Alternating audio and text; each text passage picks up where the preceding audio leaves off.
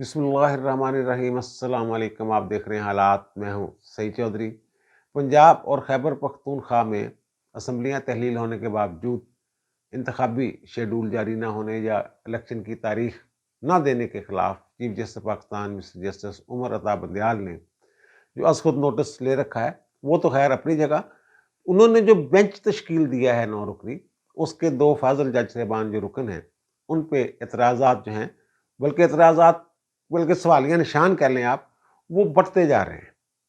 अब बाकायदा दरख्वास्त दे दी गई है पीपल्स पार्टी, मुस्लिम लीग नून और JUIF की तरफ से, मौलाना फजल रहमान साहब की जमात की तरफ से, कि जनाब इन दोनों जजों को बेंच में से हटा दिया जाए और फुल कोर्ट बना दी जाए। यानी तमाम जजेस जो हैं सुप्रीम कोर्ट के, वो इस केस की समाअत करें, इन दोनों जजों को उसमें से निकाल दें। ये हम देखते हैं कि जनाब मिस्टर जस्टिस उमर अता बंदयाल, बल्कि जितने भी माजी में हुए मामला चीफ जज साहबान रहे हैं, जो सबसे मुतनाज़ा बेंचों की तश्कील है, जिसकी वजह से हम ख्याल बेंच कहा जाने लगा है, जो बंदयाल साहब अपने साथ लोगों को बिठाते हैं सियासी मुकदमात की समाअत के लिए, तो फिर हम ख्याल जजों का एक अलग बन गया है और दूसरे जजेस जो हैं उनका एक अलग बन गया है। वाज़ेह तक़सीम जो है ये नज़र आ रही है। और क्या ये 9 रुकनी बेंच जो है ये तब्दील हो जाएगा? इस पर हम बात करेंगे। और जिस तरीके से अपने इस इख्तियार को मिस्टर जस्टिस उमर अता बंदयाल साहब इस्तेमाल करते हैं, अंधाधुंध इस्तेमाल करते हैं कि जनाब ये मेरा इख्तियार है कि मैंने बेंच बनाना है, मैं जिसको मर्जी रखूँ बेंच में। तो इस पे भी बात करेंगे कि कैसे माजी में कैसे ये खेलते रहे अपने इस इख्तियार के साथ। अब देखें ना, जो ओवरसीज पाकिस्तानियों को वोट का हक देने के लिए दरखास्तें हैं शेख रशीद और इमरान खान की, तो उसके लिए भी जो बेंच तश्कील दिया गया है, वो ये यानी इमरान खान की जो भी दरखास्त होगी, वहाँ हम ख्याल जजेस जो हैं उनका बेंच होगा।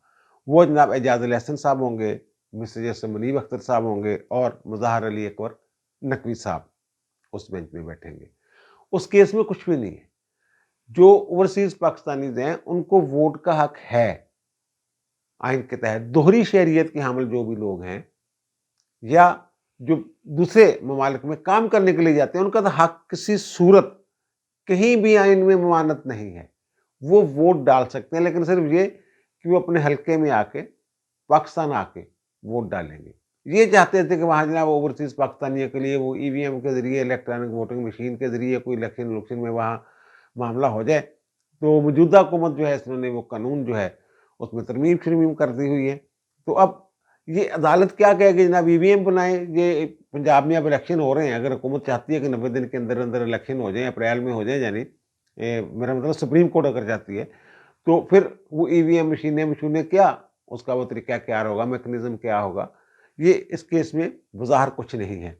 और मुझे ये लग रहा है कि जो हम ख्याल पे एक ठप्पा लगा हुआ है ना इन जजों पे, कि जनाब इमरान खान की हर दरख्वास्त इन्होंने मंजूर करनी होती है, तो शायद मे बी ये ठप्पा हटाने के लिए ये बेंच बनाया गया हो कि जनाब देखें इमरान खान की दरख्वास्त अड़ा के रख दी इन्होंने, जनाब शेख रशीद की दरख्वास्त अड़ा के रख दी, कोई रहनुमा असूल दे देंगे ज़्यादा से ज़्यादा। यही कर सकते हैं ना, पार्लियामेंट को ये तो नहीं कर सकते जनाब, हुक्म तो नहीं दे सकते ना, गौर के लिए मामला पार्लियामेंट में भेज सकते हैं, हुक्म नहीं दे सकते जनाब ये कानून लाजमी बनाए, रिकमेंड कर सकते हैं। और फिर मिस्टर जैसे मुज़ाहर अली अकबर नकवी साहब जो है ना, वो जितनी भी वजाहतें दे लें, अब उनकी जो कश्ती है वो मझदार में है। ये मैं बता रहा हूँ आपको। आज Lahore high court bar association के जो इलेक्शन हुए हैं, उनमें जो प्रोफेशनल ग्रुप के, हामिद खान ग्रुप जिसको कहते हैं, जो तहरीक इंसाफ के इमरान खान के बड़े करीब रहे हैं, कभी करीब हो जाते हैं, कभी दूर हो जाते हैं, हामिद खान साहब, उनका बहुत बड़ा ग्रुप है। और उनके जो उम्मीदवार थे हमायत याफ्ता, जिनको PTI भी सपोर्ट कर रही थी, वो ये इलेक्शन जीत के हैं लाहौर हाई कोर्ट बार का। इसकी मैं बात करूँ, इसमें सदर जो हैं वो चौधरी इश्तियाक साहब हैं, इश्तियाक खान, और जो सेक्रेटरी हैं वो हैं सबाहत रिजवी साहबा। और सबाहत रिजवी साहब का ताल्लुक है आबद साकी के चैम्बर से, और आबद साकी का जो ताल्लुक है वो आसमान जहांगीर ग्रुप से है।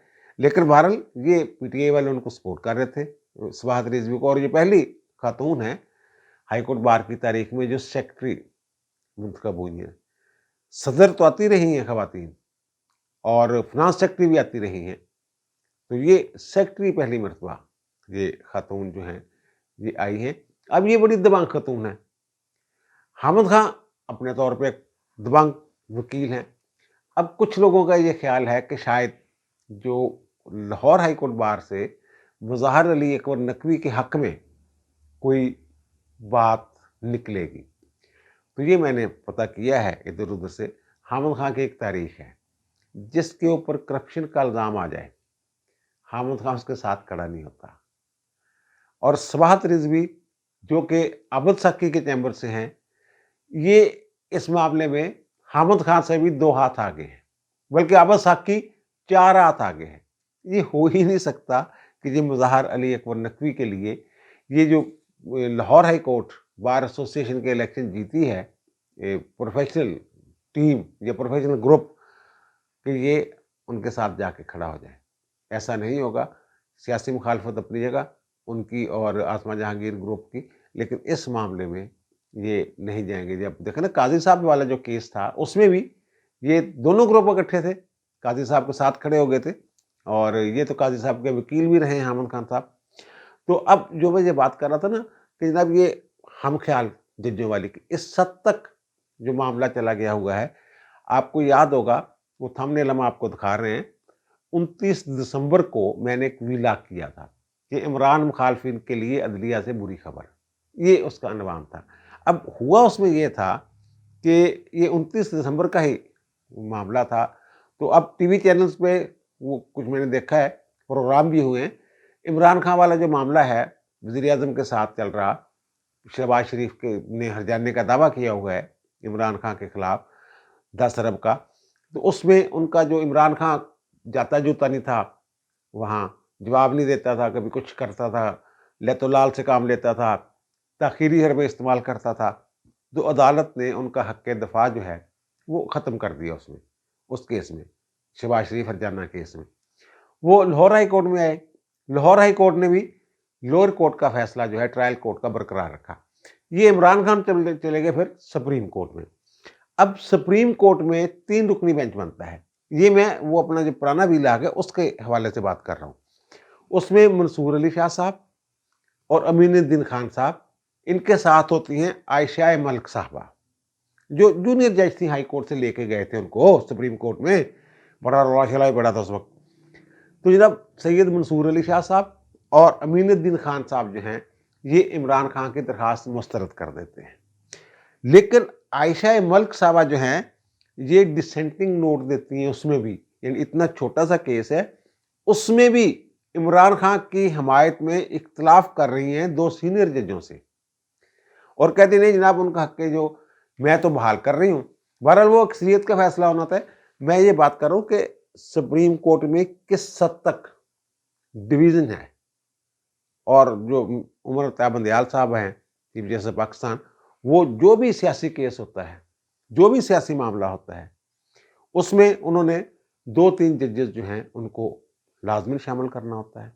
एक एजाज अल एहसन साहब हैं, पनामा से लेके अब तक वो मुतनाज़ा चले आ रहे हैं। हर केस में जो भी 63A वाला जो मामला है, उसमें जो किया धरा है सारा कुछ, वो एजाज अल एहसन साहब का है। और फिर बाकी जजेस जो हैं, मुनीफ अख्तर साहब इन्होंने रखने होते हैं, मोहम्मद अली मदर साहब इन्होंने रखने होते हैं, और आयशा मलिक साहब का मैंने बता दिया है। और फिर एक शाह वीद साहब लाहौर हाई कोर्ट से गए हैं, जिन्होंने तोशाखाना वाले केस में ये एक रास्ता दिखाया था इमरान खान को कि हो सकता है उसने जनाब तहाइफ जो है वो बेच के किसी रफाही काम पे लगा दिए हों। फिर उसने कह दिया मैंने तो सड़क बना ली जनाब उन पैसों से, और वो बाद में लगा वो सड़क वाली भी बात ठीक नहीं। फिर सिंध हाई कोर्ट से अभी हाल ही में जूनियर जजेस को सुप्रीम कोर्ट में ले जाया गया। ये जो कह रहे हैं फुल कोर्ट बना दें, फुल कोर्ट बना दें, वो एक दफ़ा फुल कोर्ट आप देख लें, एक दफ़ा गिनती कर लें कि जनाब वो हम ख्याल कितने हैं और जो खुल के आइन और कानून के साथ खड़े हैं वो कितने हैं। अब मैं कहता हूँ ना ये तो आप सबको पता ही है कि मखसूस किस्म के बेंच बनाते हैं। ये जो अपने इख्तियार का इस्तेमाल करते हैं अंधाधुंध, यानी कि उसकी सवाबदीद जो है उसके ऊपर कोई पाबंदी नहीं रखते। ये बंदयाल साहब कहते हैं जो सवाबदीदी इख्तियार होता है उस पर कुछ पाबंदियाँ होनी चाहिए, कुछ अखलाकी पाबंदियाँ होनी चाहिए, कुछ कानूनी कुछ रूल्स की पाबंदियाँ होनी चाहिए। लेकिन ये एब्सोल्यूट जो इनका इख्तियार जो है उसको इस्तेमाल कर रहे हैं कि जनाब ये मुकम्मल मेरा इख्तियार है, मेरी मर्जी से मैं करा, मेरी मर्जी से ना करा। अब इसकी एक जो एग्जाम्पल है क्लासिक, वो है काजी फाइज ईसा केस।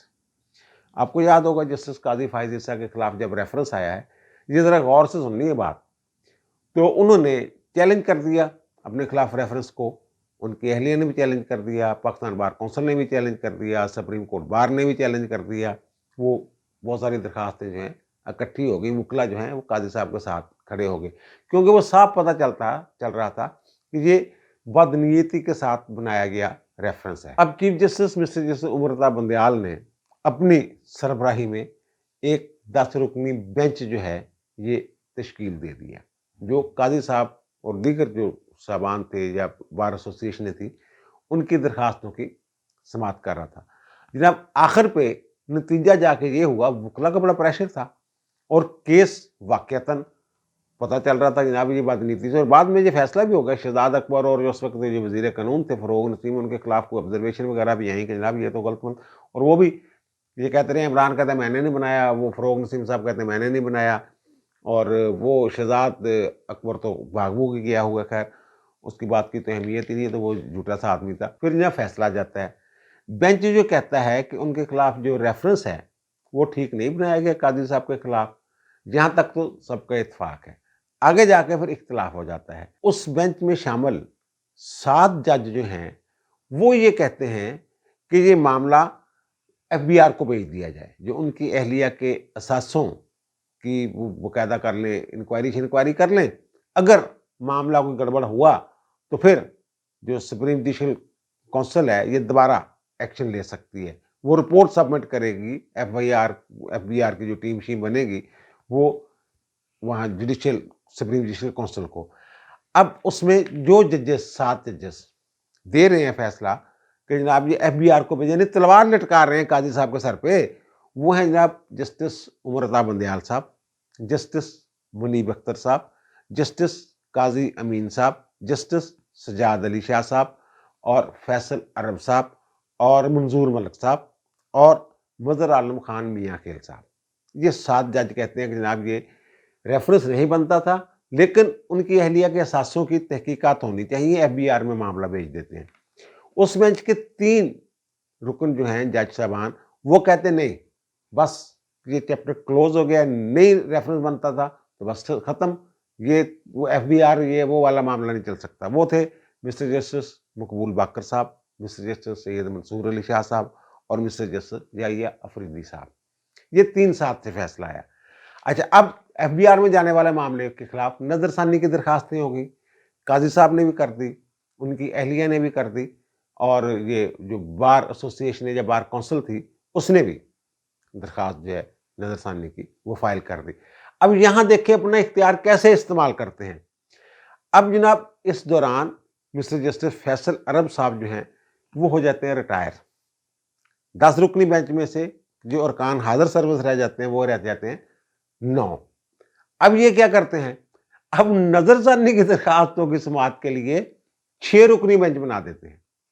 यानी 10 रुकनी बेंच ने केस की समाअत की हुई है, उस पर नजरसानी के लिए बेंच बना रहे हैं 6 रुकनी, और 6 रुकनी वो सारे बंदे फैसल अरब के अलावा जिन्होंने ये कहा था कि FBI में भेज दे मामला, वो सारे अपने साथ उठा लिए और खुद उसको हेड कर रहे हैं।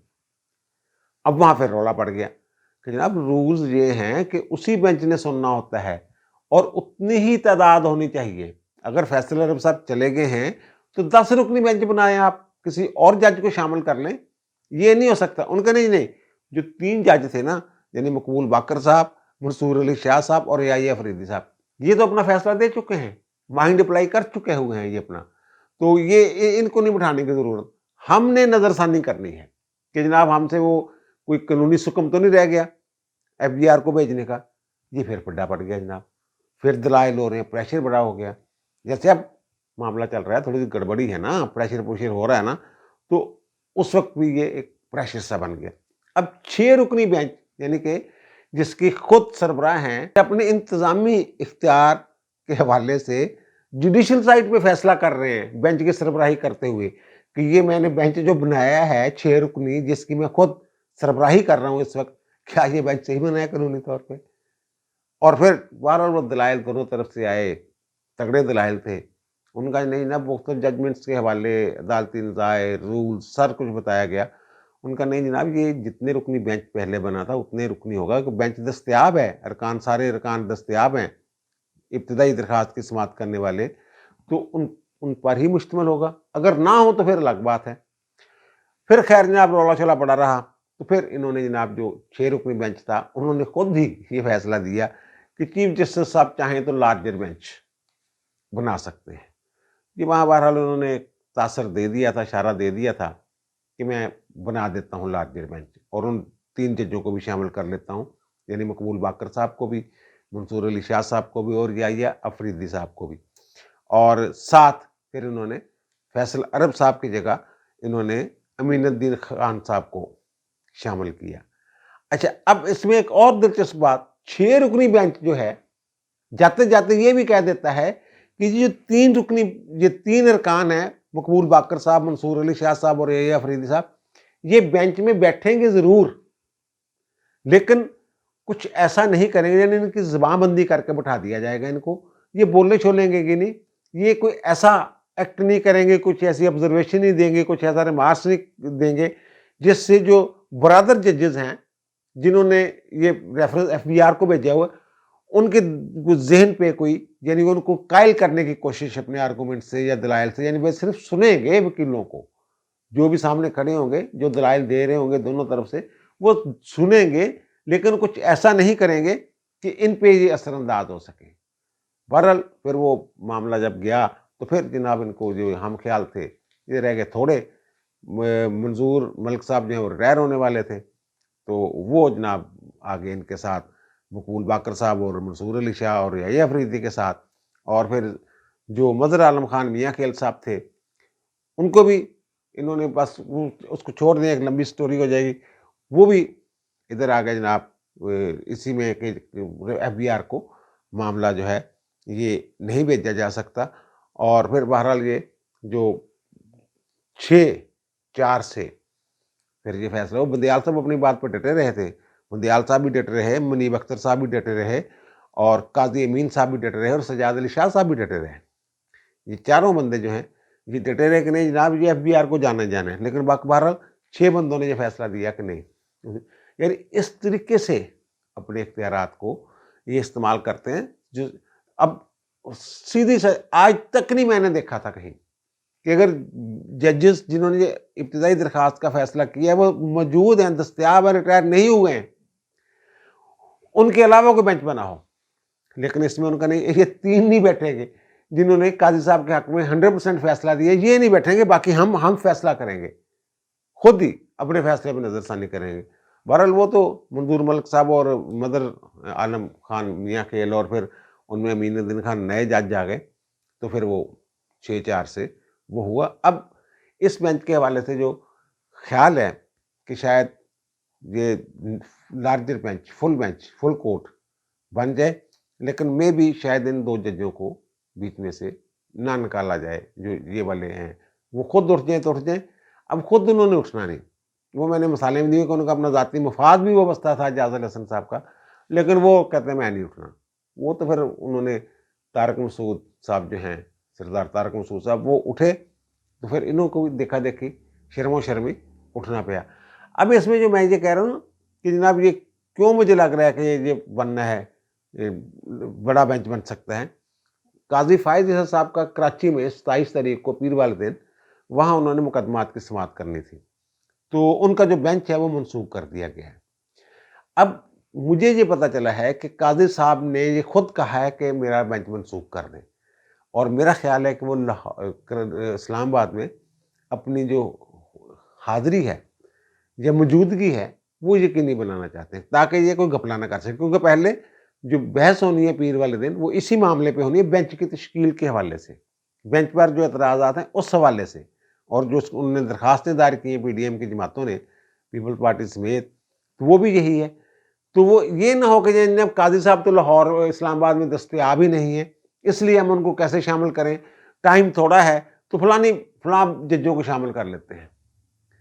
ایسا میرا خیال ہے کہ वो जो दूसरी तरफ है, वो भी बड़ा अग्रेसिवली खेल रहे हैं जो हुकूमत वाले हैं।